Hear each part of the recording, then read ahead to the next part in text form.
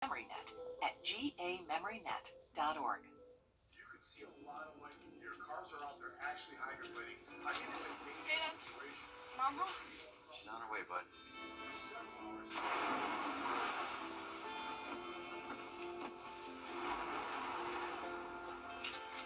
Hey, hon. It's nasty out there. Yeah, I'm glad you're home. Stay safe. I will. Tell them to save me some.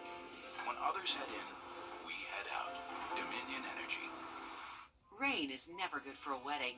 Until now. If it rains 1 inch or more on your wedding day, Floyd & Green Fine Jewelers will give you your rings for free. So pray for rain and watch News 12 and NBC 26 this weekend for the weather happening near you. Brakes for less. Live from Augusta, you're watching News 12 at 6 o'clock. Tonight, a family is fighting through anger and frustration, searching for answers and justice after a deadly hit and run. I want to know what was so detrimental in your life made you take mine. A mother, a wife, and local business owner, Joni Mitchell, was riding her bike with her son over a week ago on Lumpkin Road. In the blink of an eye, everything changed, and tonight, this woman, Jasmine Johnson, is facing charges for leaving the scene of that. Now, Joni's family is trying to move forward during their darkest time. Sydney Hood live in our newsroom with their story. She was supposed to celebrate her wedding anniversary Saturday, but instead her family held a balloon release in her memory. Now they're planning her funeral.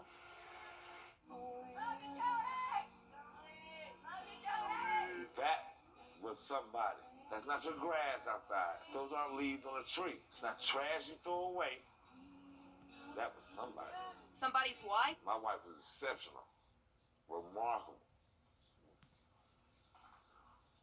Unexplainable. Somebody's daughter. She took away my life, my only child, my only girl. She took her. Somebody's mom. I got one son that was with her.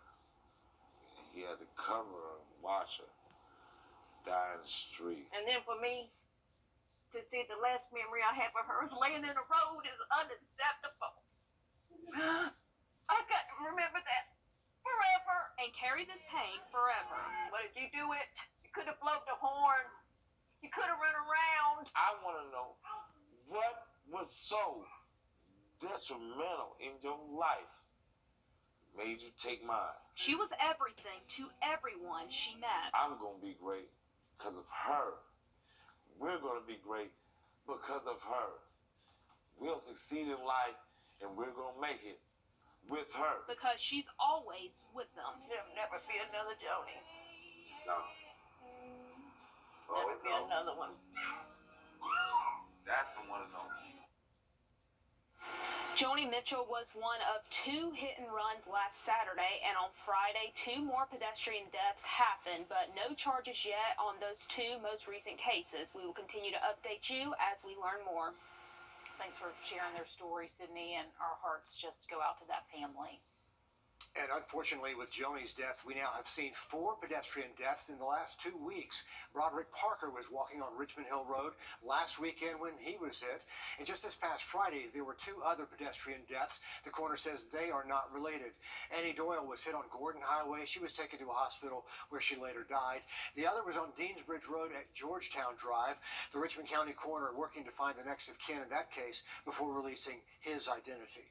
A heads up, if you live in North Augusta and take exit 1 to get home, an emergency lane closure tomorrow night will impact your time that takes. Starting at 9 o'clock, the exit 1 ramp from I-20 eastbound to West Martintown Road and the South Carolina Welcome Center, that will be closed. That means starting at 9 p.m., once again tomorrow, drivers will need to use exit 5 to Edgefield Road to get to Martintown Road.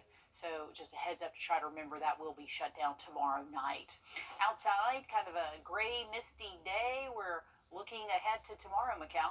Yes, we are, and it will be less gray, but still tomorrow morning and those chilly starts ahead for the week coming up. There's no bond for these Blythe parents charged with first-degree cruelty to children. 35-year-old David James and 19-year-old Emma Pittman. Deputies say severe injuries like a skull fracture, active brain bleeding, and more sent their 6-week-old son to the hospital. Tonight we're learning more about one of the parents. Hallie Turner's been combing through documents today showing David James is no stranger to the court system.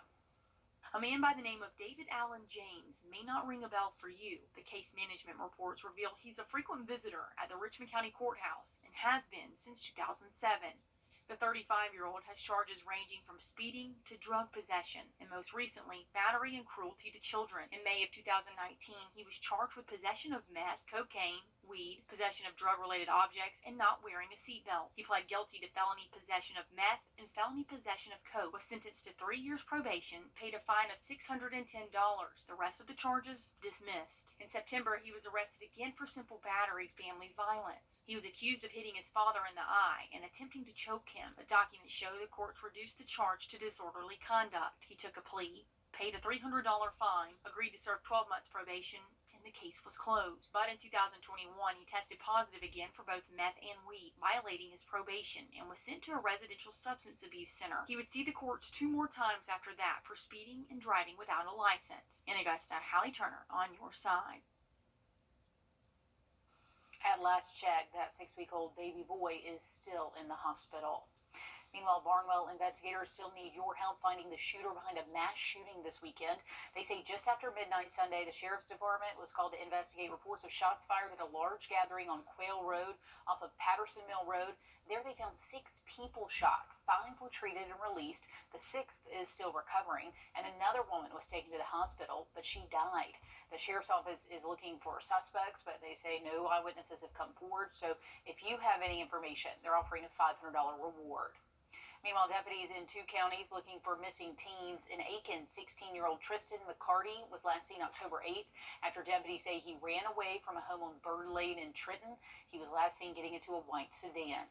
In Richmond County, deputies are asking if you've seen 13-year-old Cadence Holiday. She was last seen October 14th at the Augusta Mall. Cadence was spotted on video in Columbia County near Belair Road on the 15th wearing a pink shirt. So if you've seen either one of them, call deputies. Also tonight, election season is here, and Augusta's biggest item on the ballot that affects everyone is a possible sales tax for a new James Brown arena. This tax would charge 0.5% on everything subject to a sales tax, which would be 50 cents for a $100 purchase. As Craig Allison tells us, a no vote would not just stop this extra tax. Today begins advanced voting, and we're about 3 weeks away from Election Day, where a new sales tax is on Augusta-Richmond County's ballot for a new James Brown arena. Now, while some people are worried about how much money this may be taking out of their pockets, the Coliseum Authority says that if it isn't approved now, a new arena may not be approved in many years to come, or at all. This is the last bullet in our gun. We're going to shoot it on November 7th, and then the gun's empty. From air problems to water leakage, Vice Chair of the Augusta-Richmond County Coliseum Authority, Brad Ushery, says the cost to keep up this late 70s pillar are growing exponentially every month. There's folks like to say lipstick on a pig. In a lot of ways, from the capacity for seating, capacity for rigging, and I mean, when I say rigging, I mean the way that the show's now. And we've lost shows. We lost Lionel Richie. We lost Carrie Underwood. We lost Dave Matthews Band because of the way that it shows, not the capacity. And trying to put in a new arena later would be even more pricey. So you're talking about $250 million in today's dollars, and next year this building's probably $265 million. So if we don't do it now, not only finding another funding mechanism, the building cost goes up. But right now, as far as the Coliseum Authority, this is our last shot at funding this new building. The Coliseum Authority only expects about 8 to 10% of Augusta-Richmond County taxpayers to show up for this election. So whether you vote yes or no on this sales tax, they want more people to come out and make their voices heard on half of this on every dollar for a new one of these. In Augusta, Craig Allison on your side. And remember, early voting starts today in Georgia and South Carolina. In Richmond County, voters will decide if they support that C-SPLOST Craig mentioned, which would strictly go toward building that new arena. You can vote at the municipal building on Telfair Street starting at 8:30 in the morning until 5 in the afternoon. In Grovetown, there's the race for mayor and the commission race there. Also, Aiken City Council District 1 up for grabs. We have everything you need to know before you head to the polls on our website, wrdw.com. Heads up, later this week, the Masters Tournament will be hosting a hiring expo for jobs for the 2024 tournament. This will be Thursday the 19th from 3 to 6 at the Hub for Community Innovation. So lots of job opportunities there to go check out. Just ahead, after winning their region title, the Greenbrier girls softball team earning the right to host the super regional competition. Sports Director Dan Booth live with the latest after this break. We are talking about some chillier mornings ahead for this week. Sunshine returning for tomorrow and maybe the chance for rainfall by the end of the work week. Stick around to hear more. Rainfall possible by Friday. On your sideline, sports brought to you by the Hawk Law Group. Good evening, everyone. I'm reporting live from Greenbrier High School, where the high school softball playoffs in Georgia are in full swing, and the Wolfpack are hosting one of the Class 5A Super Regionals.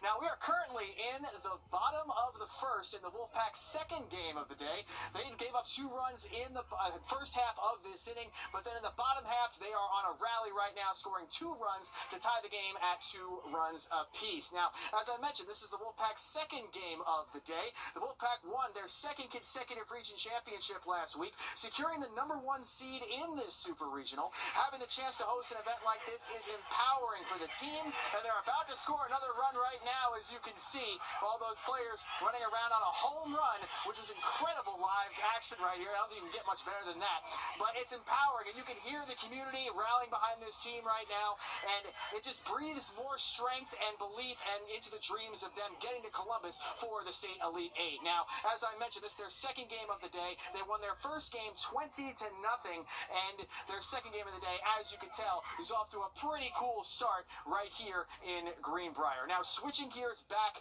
to college football, we have some major news coming out of Athens.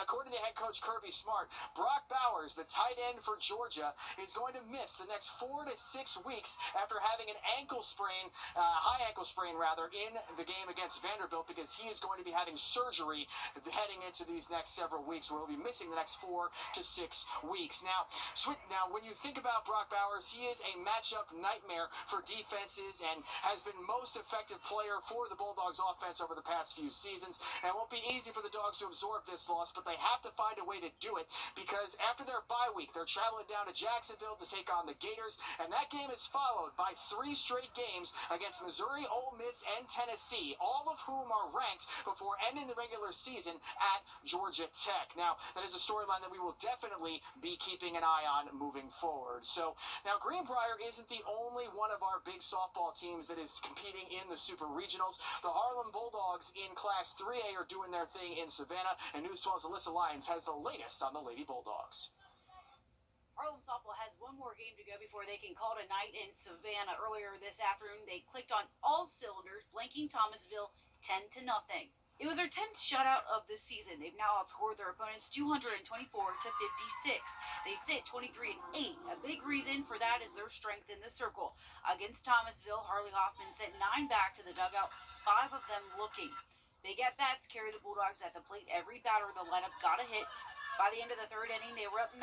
Now they try to copy and paste that against the 4 seed, Mary Persons.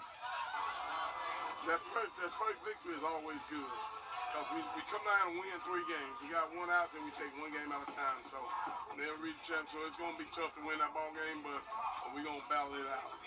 Got to be prepared. This is my last season, so I got to put everything I got into it for the team and for coaches, everybody. Harlem softball is no stranger to packing their bags and hopping on a bus bound for Columbus. They finished 2 games shy of that state final last year. We're just 30 minutes away from this team taking on the number 4 seed Mary Persons. We'll have all your highlights and game recap at 11. In Savannah, Alyssa Lyons on your side. All right, thanks, Alyssa. If you live in Aiken, get ready to make your voice heard. We sit down with the District 8 candidates after this short break. First Alert Radar, powered by Jim Hudson Automotive Group. We are excited to announce that the Medicare Specialist is now 64 Insurance Group. And while we've expanded our portfolio to include other health insurance products, we are still your go-to for all things Medicare. Don't wait until you're 65 to call. Are64.com. Metz Plumbing has... Hey, Jill, what's the matter? Man, this name change is stressing me out. Everyone will know we still specialize in Medicare. Yeah, I know that, but what about this? Are64.com. Also tonight, a North Augusta fall tradition is back. The pumpkin patch season is here. St. Bart's Episcopal Church celebrating 27 years of their pumpkin patch over on Martintown Road. It's open to the public Monday through Friday from 2 in the afternoon until 6 in the evening, and then Saturday and Sunday from 10 until 6. All the money they raise goes towards St. Bartholomew's Outreach Ministries, and the last day to pick up a pumpkin, that'll be Sunday, October 29th.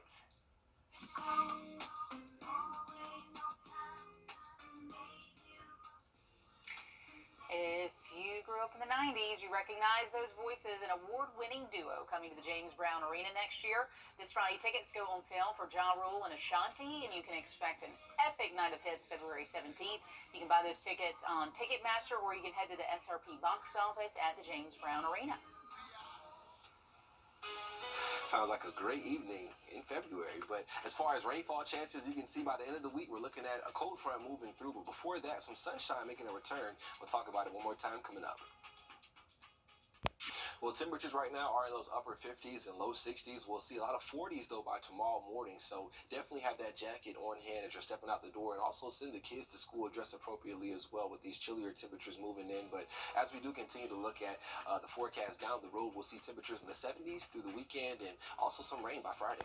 Miguel, thanks. We are live again at the top of the hour over on NBC 26. Then we're back with more News 12 at 11. We'll see you then.